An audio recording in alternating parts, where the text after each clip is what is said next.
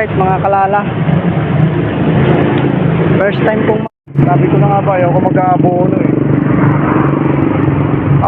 Mabuti na lang mababa lang yung nabunuhan ko ito, iCore USB charger ng sa kotse.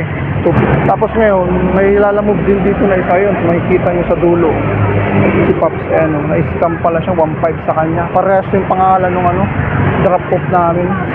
Itong mga na to, mga scammer na to. Pangalan ng niya, ng sa kanya, tatanungin natin. Pops, tingnan ko nga yung pangalan sa'yo sa record mo. Tingnan ko yung pangalan. Ayan.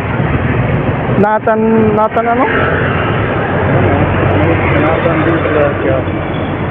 Nathan Di Garcia. Ingat na lang sa abono. Maraming salamat sa panonood. Buhay talaga, ganun talaga. Kakarmahin din itong mga